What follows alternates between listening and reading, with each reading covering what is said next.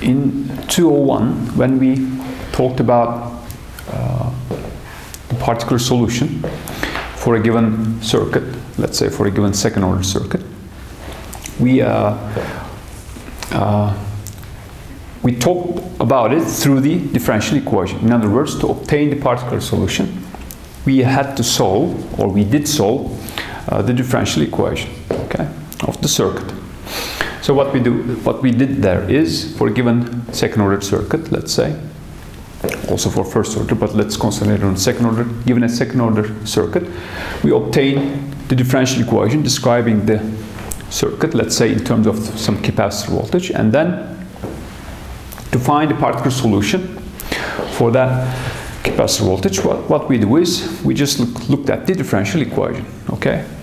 Now, in this lecture, we will develop another approach to obtain the particular solution without dealing with the differential equation, okay? So we will see that particular solution can be obtained directly from the circuit if certain assumptions are satisfied. So let's develop our approach through a very simple example.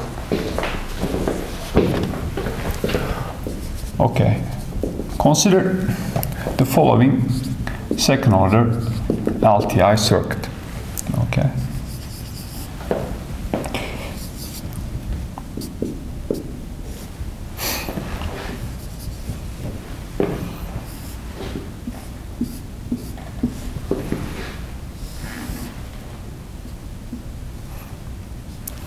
We have an inductor, a capacitor, and a resistor.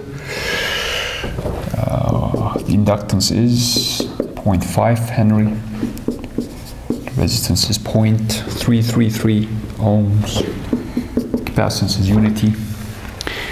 And the directions are given as follows. This is IL. This is IR. This is VC. Okay, now for this circuit and for the following input, VST, the voltage provided by this independent voltage source is e to the S0t volts. Okay, it has this exponential structure. Okay, let's call this circuit 1, okay, C1. Now, we're going to make an assumption regarding this S0, let's call it the frequency, okay, a little bit informally, let's call it the frequency of the input. We're going to make an assumption regarding that frequency, and that assumption is the following. Assume that constant, possibly complex, is not a natural frequency of the circuit.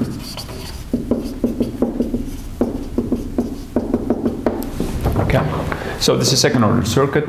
It will have two natural frequencies, okay, two locations on the complex plane, and we are assuming that those two natural frequencies do not coincide with S0. So S0 is different from either one of them.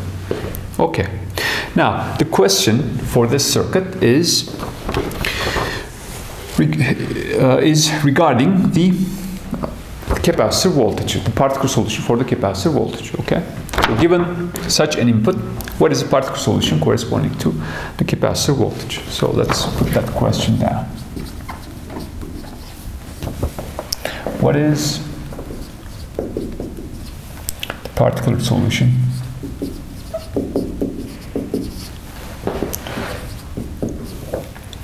for the capacitor voltage? Okay, let's call it VCP, P for particular. Okay, remember that for particular solution we don't need the initial condition information. It's independent of the initial condition, depends only on the differential equation and the input. In other words, depends only on the circuit and the input. Okay, now classic approach is, at least from the 201 point of view, the classic approach is obtain the differential equation, okay, in terms of VC, let's say, okay, and then since the particles, and determine the form of the particle solution for the capacitor, and that form will be inherited from the input under this assumption. And then what you do is, once the form is determined, you take this and put it into the differential equation, and the differential equation will tell you what the particle solution of the capacitor voltage should be. Clearly, you can repeat that, you can apply that to any variable, any current or voltage throughout the circuit.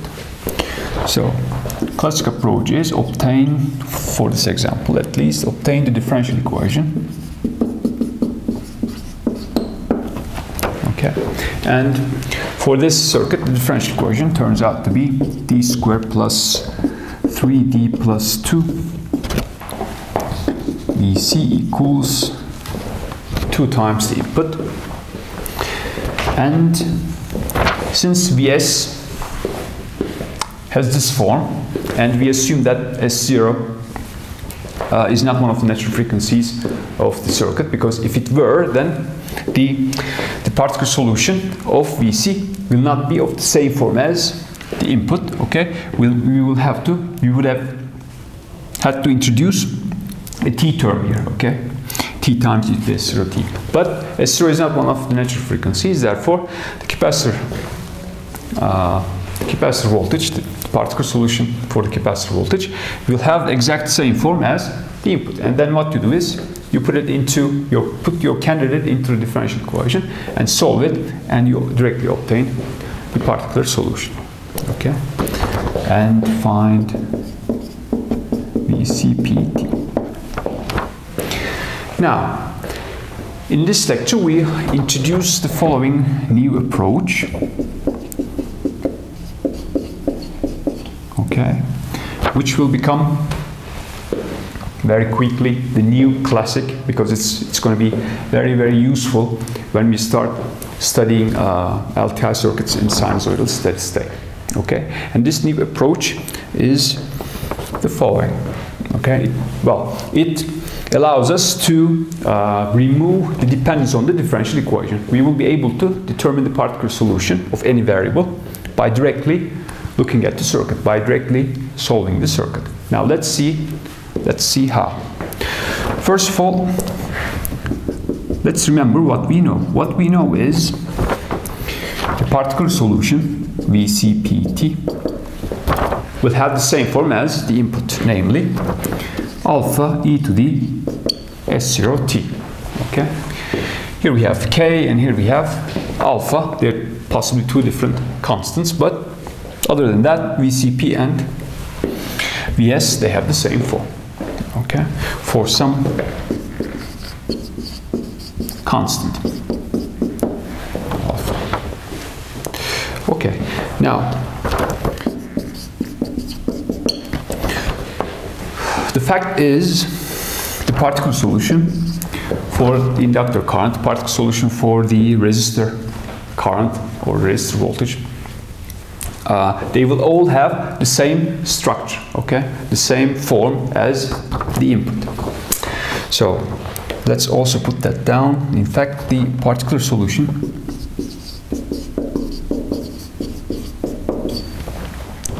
for any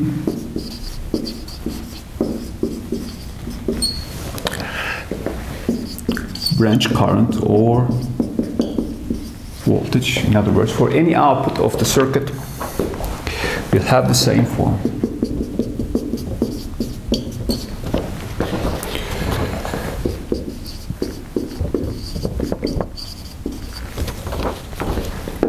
Okay, xkt. Let this be our kth variable, some branch voltage or current somewhere in our circuit. So it will have the form, some constant, and that constant will depend on that component. But other than that, the other part is the same as all the other particular inputs, okay? some constant times e to the S0t. And S0 is the so-called frequency of the input. Okay, for some xk. Okay, please be careful about the notation. This is lowercase x and this is the capital X. Okay, indicated by this little bar over there. And xk is a constant. Okay, complex constant. Now, combining this simple observation, obvious observation, with the following fact,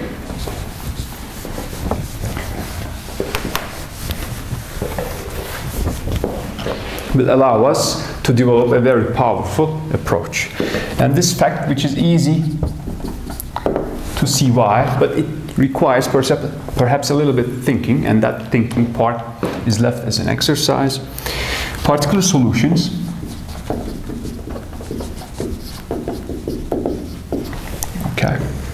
satisfy.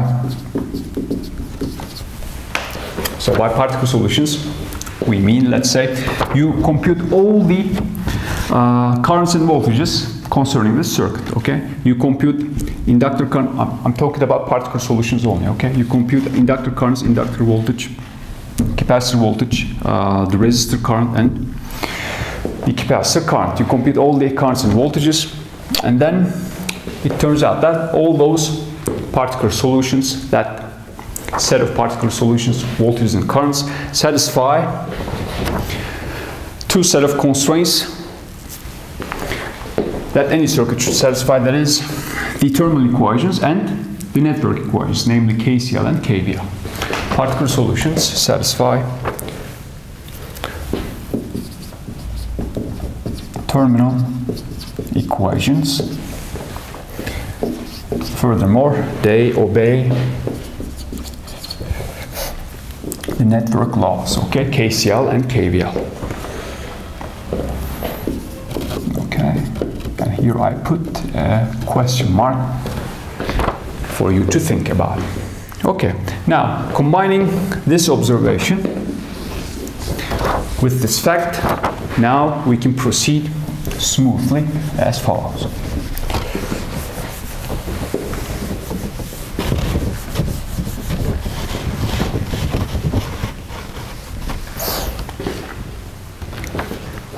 Okay, now, since the terminal equations hold for particular solutions, we can write the following. Let's consider the capacitor, okay?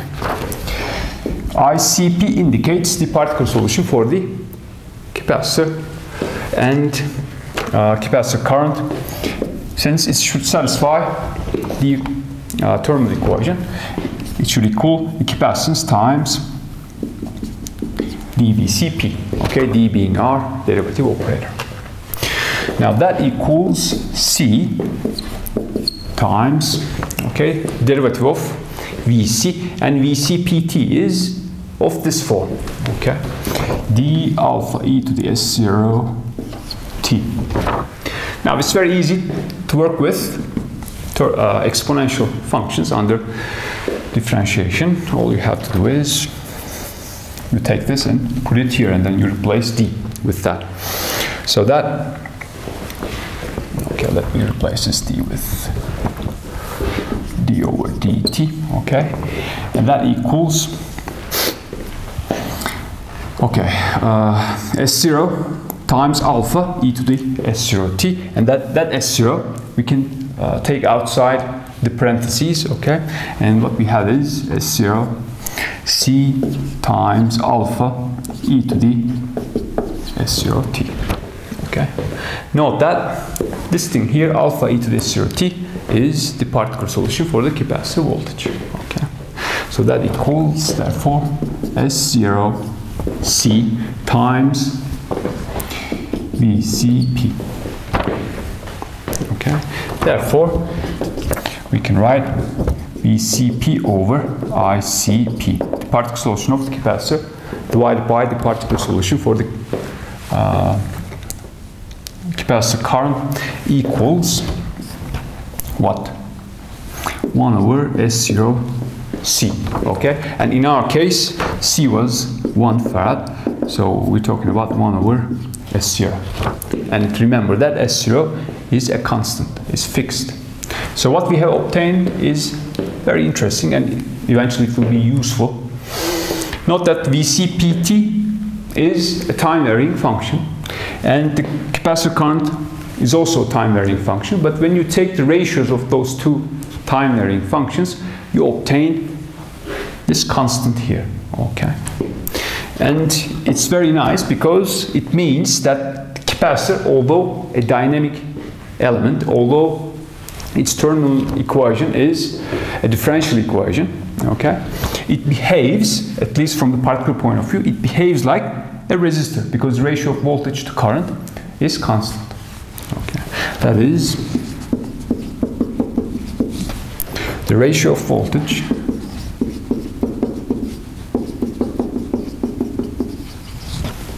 to current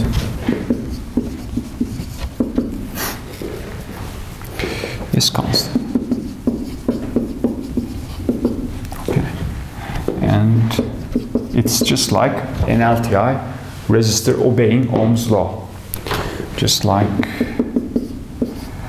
an LTI resistor. Okay, now this ratio being constant is not peculiar to capacitor only. It holds, not surprisingly, for the dual element, namely the inductor.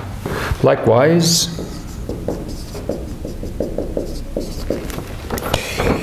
VLP over ILP, the particle solution for the inductor voltage divided by the particle solution for inductor current, equals S0 times the inductance. And in our example, L was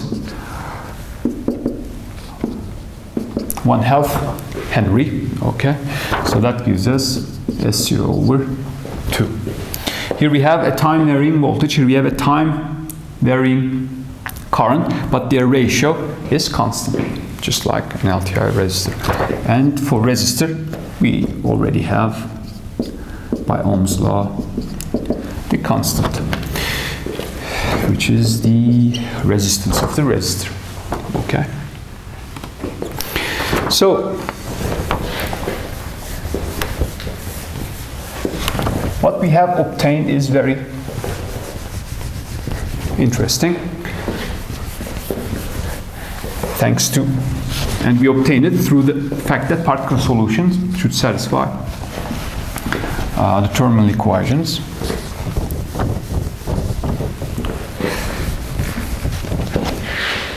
Okay, so let's summarize what we have obtained. Hence, the particle solution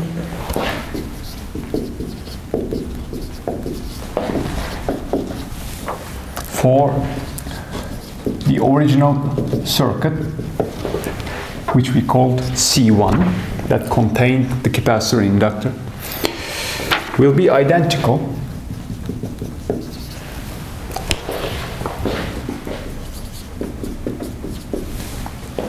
to the solution of the LTI resistive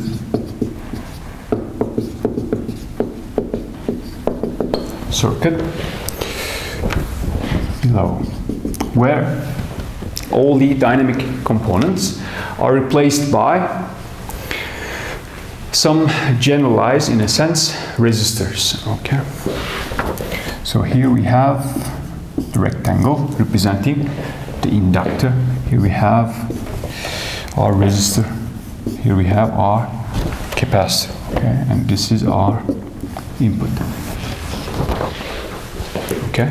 Now, once again we're studying only the particle solution, and if that's the case, and under the assumption that the frequency of the input does not coincide with the natural frequencies of the circuit, then since particle solutions should obey the terminal equations, the ratios of voltages to currents for any component is constant. Okay, so any component therefore can be treated like an LTI resistor. And when you do that for an inductor, the resistance, and eventually we're going to call that a generalized resistance or impedance, okay, to be more correct, equals S0 times L. L is the inductance of the inductor, and S0 is the frequency of the input. And in our example, it gave us S0 over 2 ohms. Okay? So if the frequency is, let's say, 4, suppose that the input is Vs of t equals something times e to the 4t, okay? Then it means for the particle solution of the inductor, you can solve this circuit where the inductor is replaced by 4 over 2, a 2 ohm resistor, okay? And then here we have R equals 1 over 3 ohms. And finally, we have 1 over S0C, which is the impedance or the generalized resistance of the capacitor. And that, for our example, is 1 over S0 ohms. Okay. So, all the farads and henries are replaced by ohms here. Okay. Therefore, the circuit becomes LTI resistive circuit. And LTI resistive circuits are much simpler to study than LTI dynamic circuits. Okay. And this is our K e to the S0 t. Let's call this C2. Okay. Now, let's figure out the capacitor voltage or the particle solution for the capacitor voltage dealing with this circuit. Since KCL and KVL hold, we can apply any method, node analysis, mesh analysis, to solve this circuit and figure out any current and voltage. And that's what we're going to do now.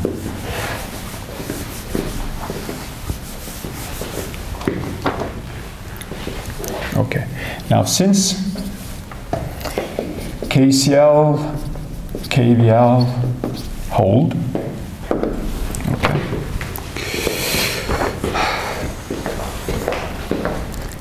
right, this is Vs. Okay, we can, okay, let me redraw it here quickly. We can solve this circuit very easily.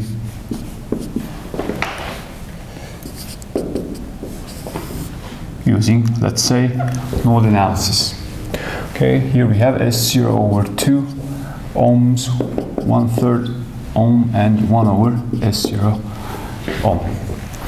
This is our input. Okay, now we have, instead of a dynamic circuit, we have a resistive circuit. Let's apply node analysis.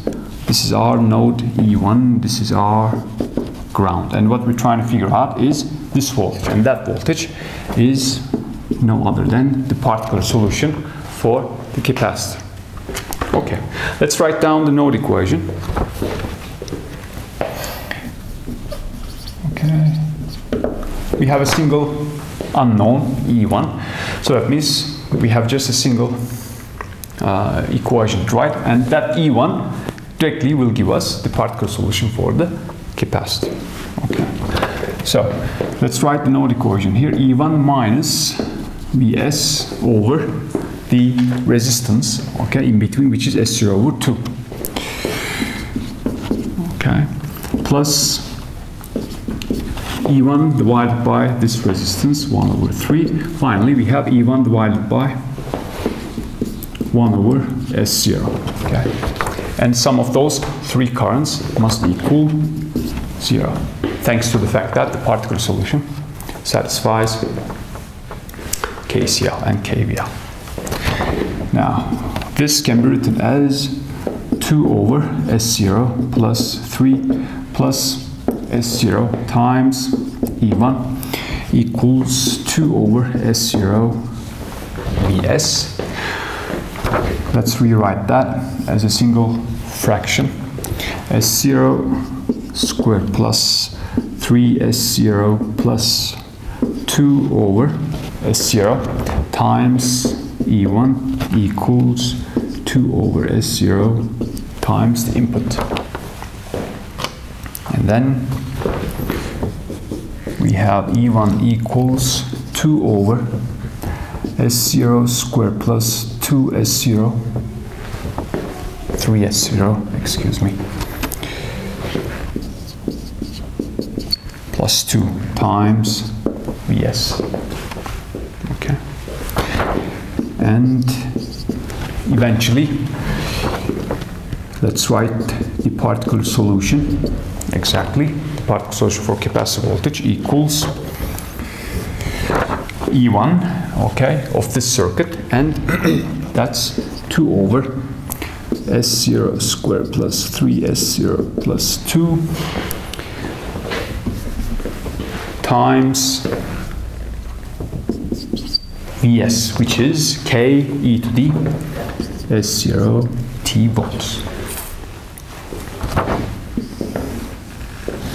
Okay, let's call this equation 1. So what we have performed, although it was quite straightforward, is very important. We started with a dynamic circuit, LTI dynamic circuit, and we were not interested in the complete solution because that would require the initial conditions for certain reason. And there are many important practical motivations to do that. We considered the particle solution only. Okay? Under the assumption that the frequency of the input did not coincide with the natural frequencies of the circuit, we were able to conclude that the form of the particle solutions of all the currents and voltages throughout the circuit will be the same form as the input. Okay? Plus, particle solutions satisfy KCL, KVL, and terminal equations. And then, because they satisfy the terminal equations, the ratios of voltages and currents for any component, capacitor, inductor, for instance, were just constants, despite the fact that both capacitor, the voltage and the current, they're both time varying, but their ratios were constant. When the ratios were constant, that can be interpreted as all the dynamic components behave like an LTI resistor. Okay? And that gave us the idea of replacing that dynamic circuit with an LTI resistive circuit, where the resistances, from now on we're going to call them impedances, are computed like this. For the inductor, it's S0 times L, S0 being the frequency of the input. For the capacitor, it's 1 over S0 times the capacitance. Okay? And those directly follow from the terminal equations. And then, having replaced the LTI dynamic circuit with this LTI resistive equivalent circuit, equivalent in the sense that from the point of view that we want to compute the particle solution, we easily solve for the capacitor voltage, which was what we were looking for, okay, using that LTI resistive circuit, and wrote down our answer. Okay. The remarkable thing about this procedure is that we didn't need to solve the differential equation. We didn't need to obtain the differential equation, okay, in the first place. Okay. So let's write down certain examples for the frequency of the input and the corresponding particular capacitor voltage.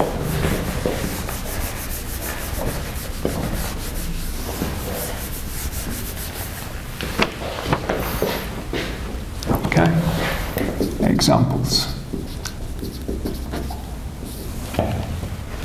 Okay, VST, corresponding frequency and corresponding particular solution for the capacitor voltage. Okay. Now, for instance,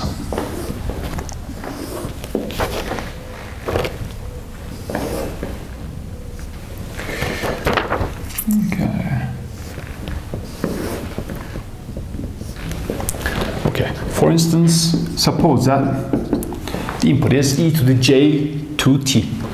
Okay, it has a mode at j2, And then S0 is, since the form of the input in our analysis was e to the S0t, therefore S0 must be J2. What's the particle solution for the capacitor voltage for this input? All you have to do is take this J2, okay, which is S0, plug it in here, and compute this ratio here, okay? And that ratio times Vs is your particular solution. For J2, that ratio turns out to be 1 divided by -1 plus J3 times the input, which is e to the J2t, is your particular solution for the capacitor voltage for this input. How about e to the t?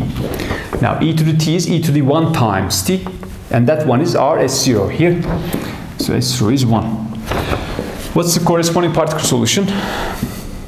Plug in S0 equals 1 here. So what you have is 2 divided by 1, 3, 2, that makes 6, so 1/3.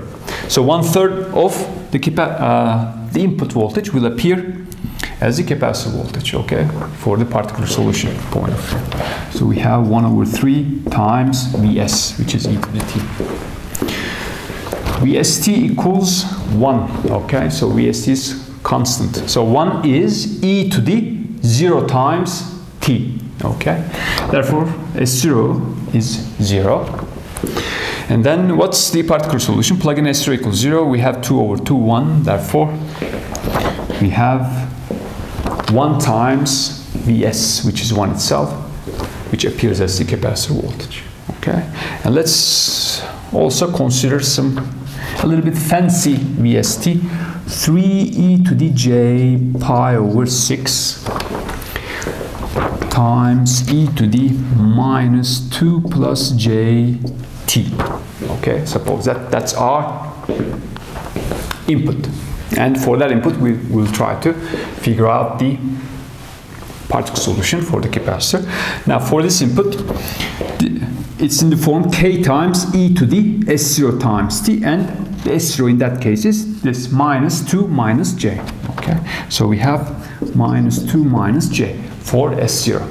And what's the corresponding VCPT? It's this times Vs. And if you plug in S0 equals -2 minus j, and if you do the simplification, okay, so this is what you obtain.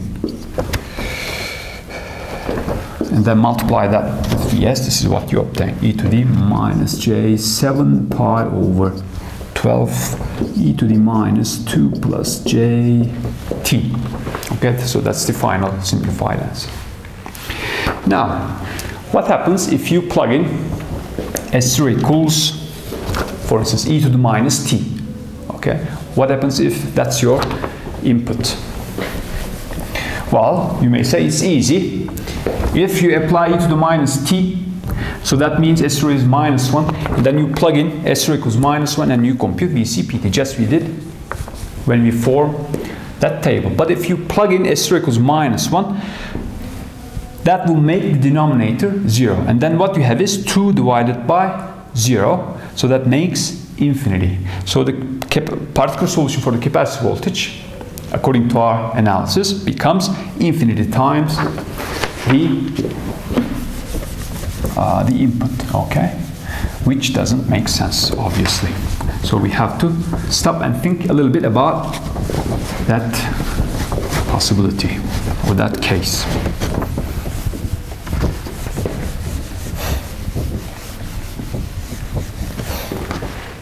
Okay. Remark. Note that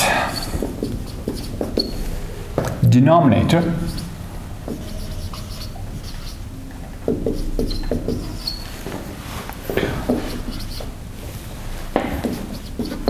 okay, in the ratio that in our expression for the particle solution for capacitor is S0 squared plus 3 S0 plus 2. Okay, and that can be factored out as S0 plus 1 times S0 plus 2. Okay, In other words, it has roots at S0 equals minus 1 and S0 equals minus 2. Now, that means the following. Therefore, when the input has this form, something k times e to the minus t, let's say, okay? Or k times e to the minus 2t, okay? This corresponds to the case S0 equals minus 1, and this corresponds to the case S0 equals minus 2. We cannot use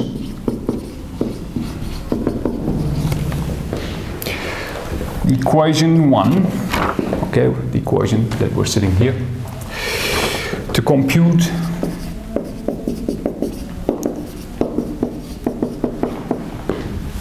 the particular solution.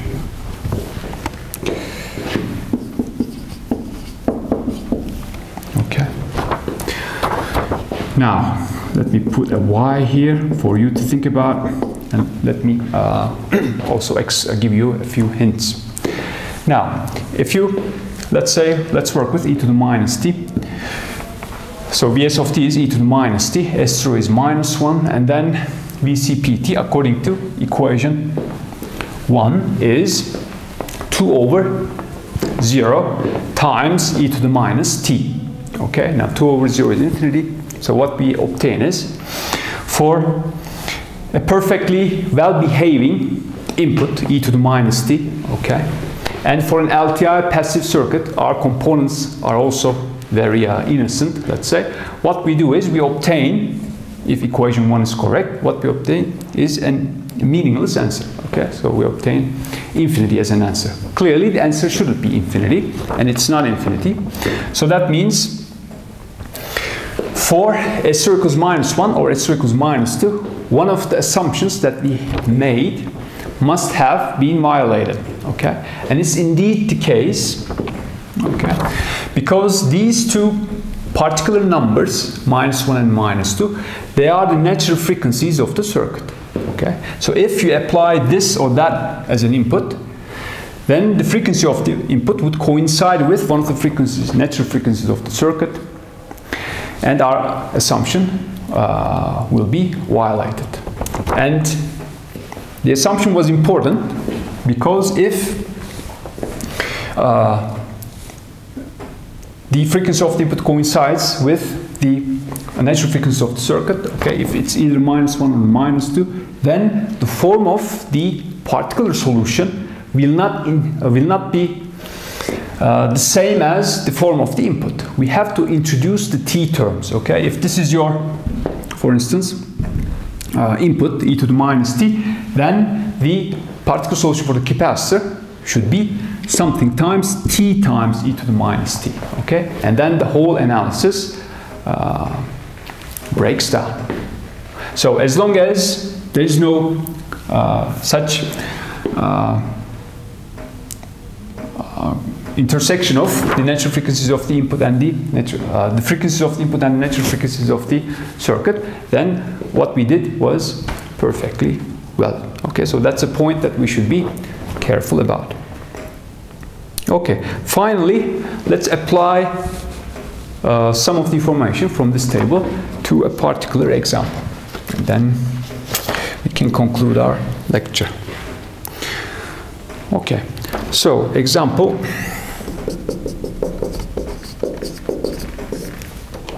Find the particular solution for the capacitor in our circuit.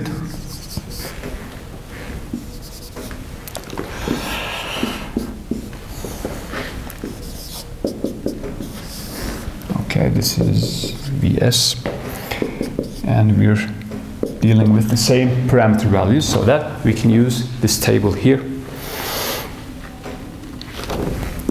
1 over 3 ohms and 1 farad. Vc for Vs of t equals 6 e to the minus 2t cosine t minus 30 degrees. volts. Okay, so the input is decaying oscillations. The oscillations are at frequency 1 radians per second, and the decay rate is 2. So here is the solution using the technique that we just discovered. Okay, I'm going to keep this last row because it's important, it's relevant to our example. So, okay, so the solution procedure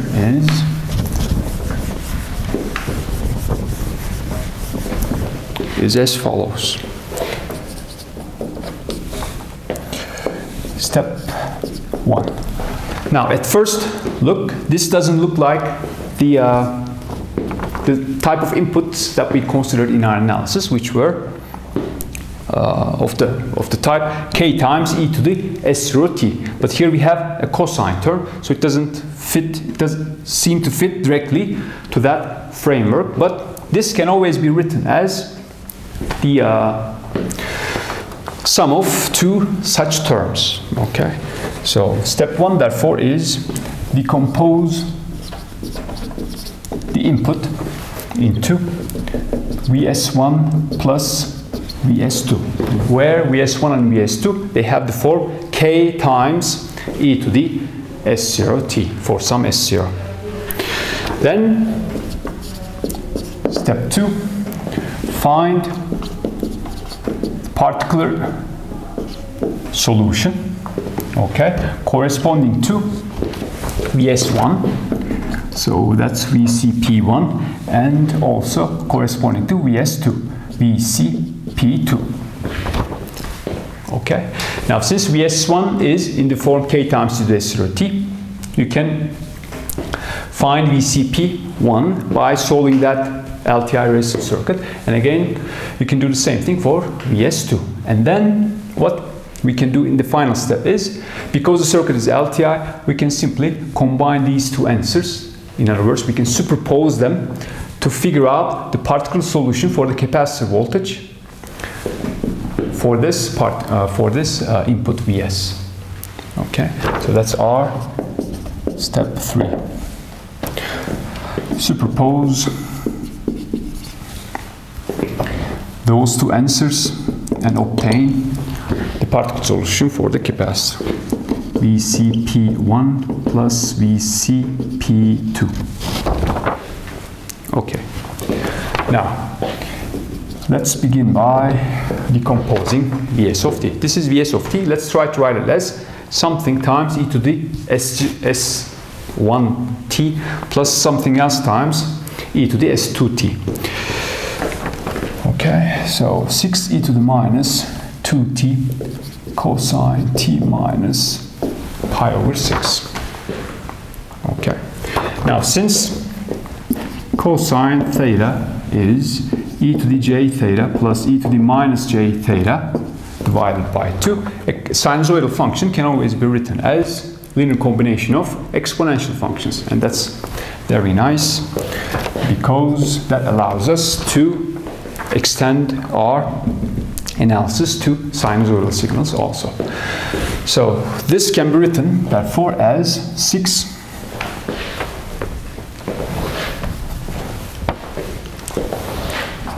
e to the minus 2t times e to the j t minus pi over 6 plus e to the minus j t minus pi over 6 divided by 2. Okay, and then this can be further written as 3e to the minus j pi over 6 e to the minus 2 minus j t plus 3e to the j pi over 6 times e to the minus 2 plus j t. Okay, now sum of those two complex functions equals that sinusoidal function. Okay, and We know that from our table, this guy, considered as the input, the only input, produces, because the S0 is minus 2 minus j, produces this particular solution. Okay, so this guy produces 3 squared of 2 e to the minus j 7 pi over 12 e to the minus 2 plus j t. Okay, and this is its complex conjugate, therefore it will produce, it's not difficult to see, it will produce the complex conjugate of this thing. These two things must be complex conjugates of one another because we started from a real valued function. Okay, and this guy produces this complex conjugate. So 3 square root of 2 e to the j 7 pi over 12 times e to the minus 2 minus j t. Okay, and then this sum must equal the particle solution for VCP. And let's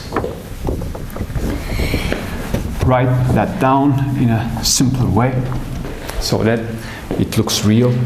So this, okay, this equals 3 square root of 2 e to the minus 2t, and then you sum e to the j t plus 7 pi over 12 and plus e to the minus j t plus 7 pi over 12. Okay, using this formula once again, we can replace this by a cosine, and we can write 2 times 3 square root of 2, which makes 6 square root of 2 e to the minus 2t cosine t plus 7 pi over 12 volts. Okay, therefore this is our particular solution for this circuit under such excitation. Okay, Vs of t equals that.